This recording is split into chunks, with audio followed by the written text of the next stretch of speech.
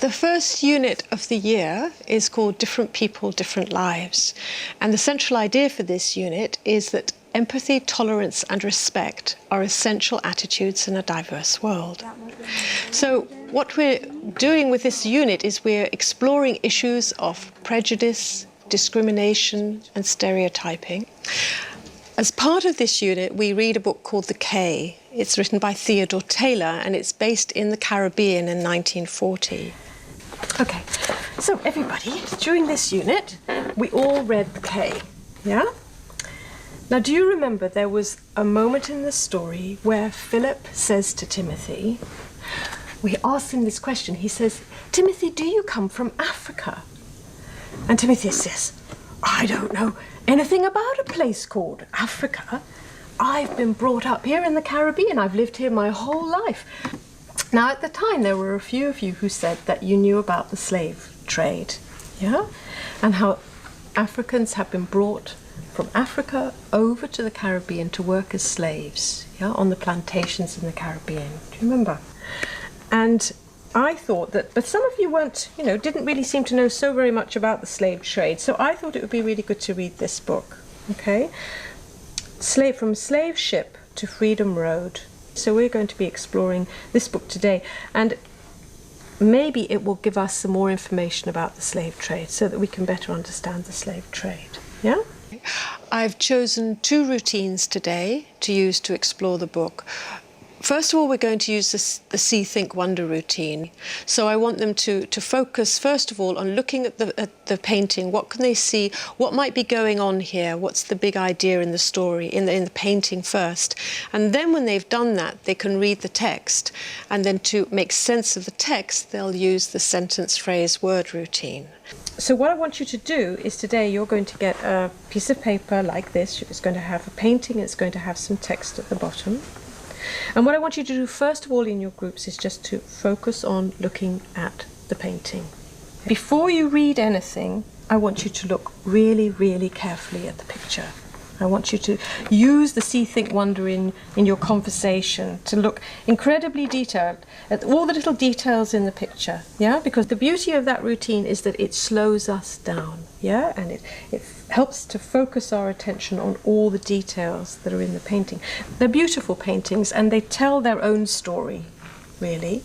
So look at the paintings and ask each other, what can we see? What do we think's going on here? Does it bring up any questions in our minds? Are we wondering about anything? And then when you think you've really learnt a lot from the painting, then you can go to the text and you can read the text together. And to make sense of the text, we're going to use the sentence, phrase, word routine. Okay, now we have used this routine before. And this routine helps us to really capture what's most important in a piece of writing. Now with the sentence, what you're looking for is a sentence from the text that you think captures a big idea in this part of the story. And then you're going to look for a phrase. And it has to be a phrase which isn't in your original sentence. Okay? It's got to be a separate phrase. And you're choosing it because it tells you a little bit more about what's going on. And you also think it's important. Yeah? And then for the word, it's just one single word, a very strong word, something that for you feels significant. Okay. Now the idea is that when you choose the sentence, the phrase and the word, just those small snippets from the whole text will be like a summary of the text. It's going to capture what's important in this part of the story. Yeah, Damon? So the word can be part of the phrase or the sentence? Yes, or it can be separate. Now what you're going to do is you're working in groups of 3. So I want you to write down what each of you have said. You need to also explain to each other why you've chosen the sentence, why you chose that phrase, and why you think that word is important. You're going to have that discussion together, okay? And then what we're going to do is we're going to come together again as a whole class, and you as a group are going to explain for that page what was your sentence, what was your phrase, what was your word. And that way, without reading the whole book, everybody will start to get an idea of what's going on at each part of the story. Okay? Okay, so we'll build the story together. We're missing so many students today because so many people have got flu. Yeah, okay. So first group for page 1 will be Hannah, Lucas and Amber. Okay, you take that one. There you go. Yeah. And the next group, page 2, Yui, Khan and Sandro. It was clear to me that several of the children really didn't know anything about the slave trade.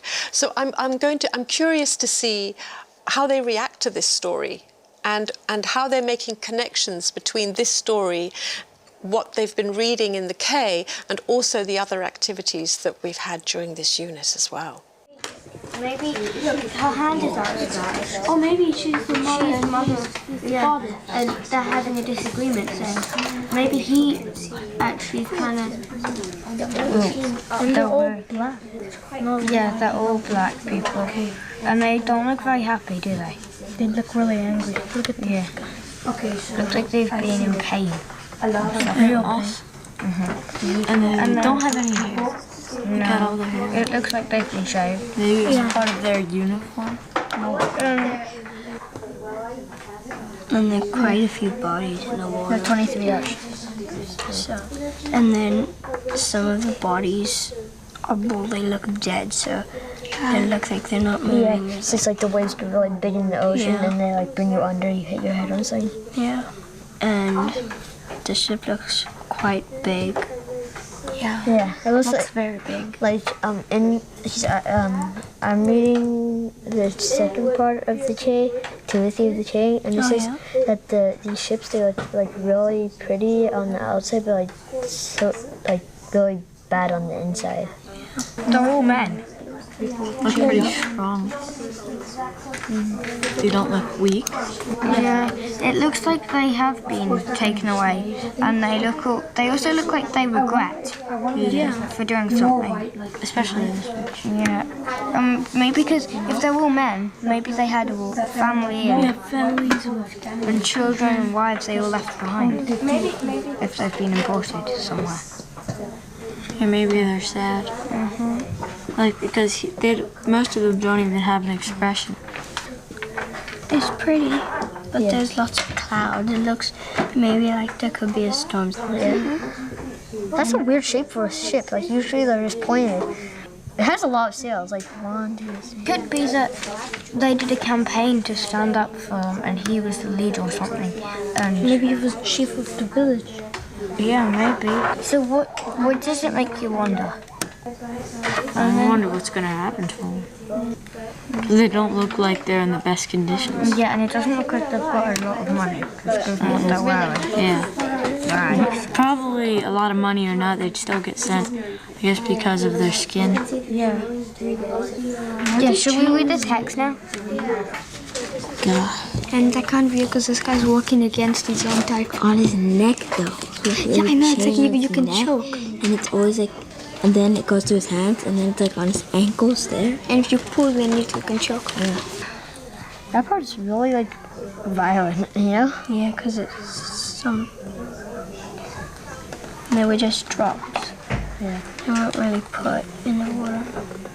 It's kind of scary. No, they just laid there. And they were tired. They laid there without no food or anything. They just sun.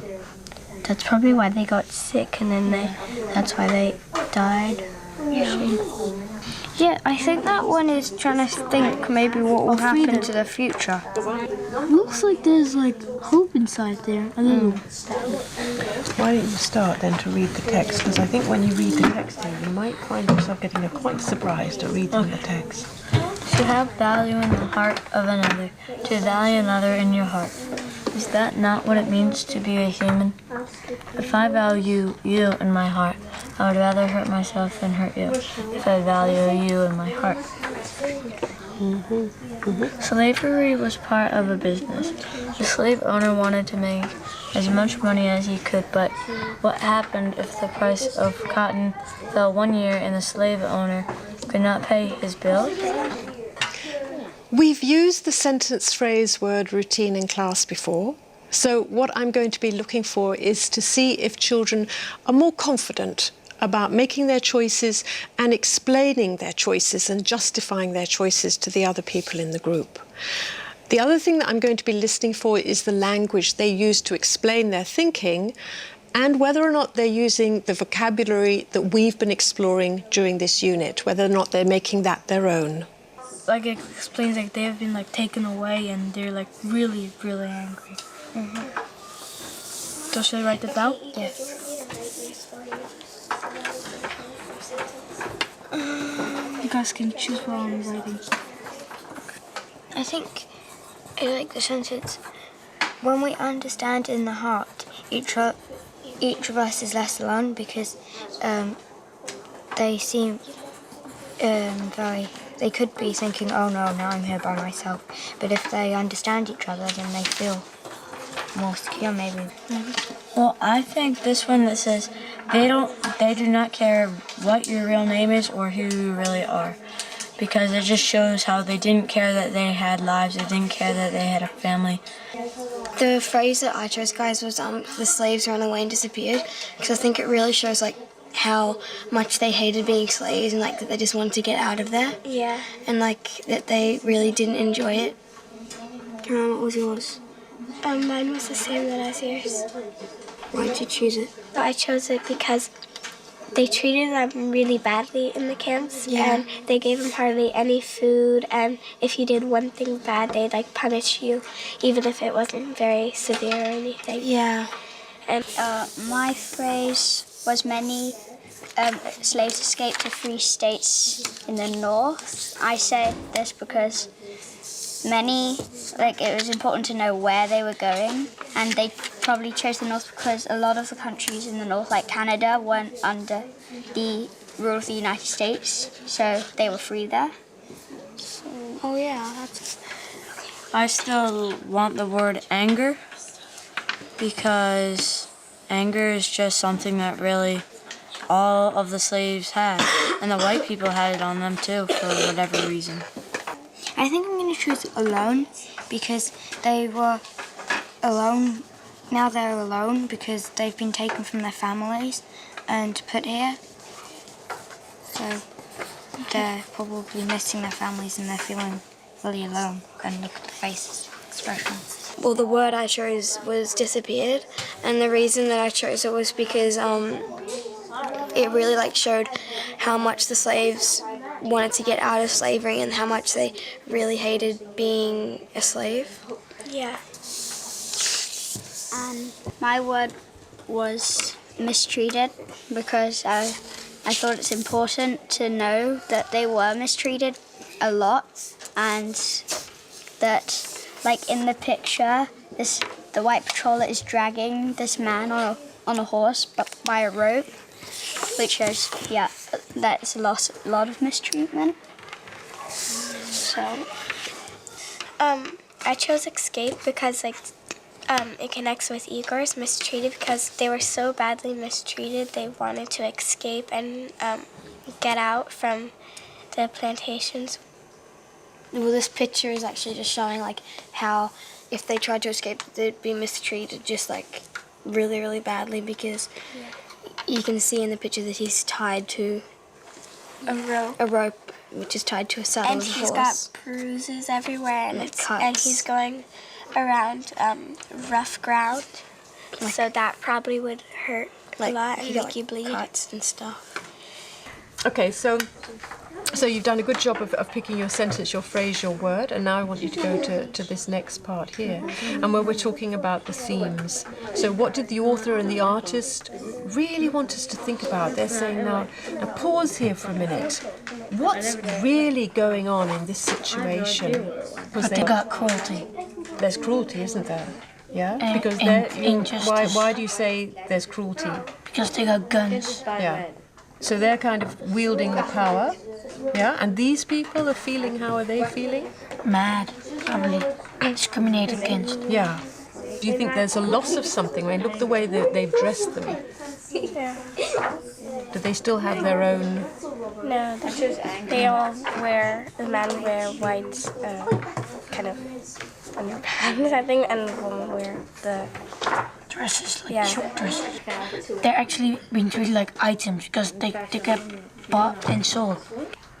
Okay, so that's what I want you to capture in the themes. You know, how were people feeling about this at the time? And there's different points of view. These people, they know what they were feeling about the situation, but then think about all of Their these point of people view. from their point of view, exactly, yeah? How were they feeling? And then in the interpretations and implications, this part here, what I'm asking you to do here is to think about how does this situation that happened so long ago connect to our world today, in the present day? What's going on in our world today which is in some ways similar? Like still like child labor in Africa and India and stuff. That kind of thing as well. Yeah? So there's certain injustices still going on in the world today, aren't there? Okay, so think about what you're going to write down here, because you're going to share that with the rest of the group as well. Okay, so the whites have a lot of cruelty and there's a lot of injustice.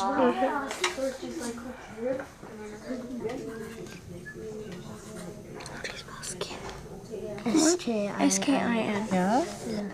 So think about our central idea. How does it connect to our central idea? Was there respect being shown? But I also, I wonder if they like tried running away or fighting the people trying to take They them. were probably like really sad, but maybe they couldn't because then they knew if they took them at the end, they would treat them really badly. Yeah, like the white people who took them gave no rights, you know? Yeah, they had no rights. They Yeah, were. the black people had no choice. Yeah. Like they didn't. The Africans had no rights. They had to go on the slave boats because they forced them. Yeah. But is there anything like that going on in the world today now? It happens sometimes at school as well, even just small like somebody will treat other people badly, and if they don't not wearing like the clothes that somebody else wears, they can make fun of them for that of their religion or where they come from. They could like make fun, just small little things though. So in a way, this is like bullying, isn't it? Yeah. It's just on a bigger scale, but it's still maybe coming from the same place. Okay, so well done, everybody. It's a fascinating book, don't you think? Yeah. Yeah. Well, we're going to share it together. That's what we're going to do the next time we get together. Okay. We'll put the slides up on the projector over here, the pictures, the full-scale pictures, and then each group is going to take it in turns to explain their sentence, their phrase, and their word, their choices that they've made. And I'm going to document that down so we have a record of it, okay? And then slowly, page by page, we will build an understanding of the whole story. Okay, so look, you were looking at this stage. I think one of the things that I was delighted to see was how they were bringing in all of their background knowledge about the world and sharing that in their discussions. And I was so pleased to see how they were discussing really quite passionately, how they really had their point to make, and they felt sure about that. They were more confident to hold their own ground, to say what they felt and to justify it with evidence.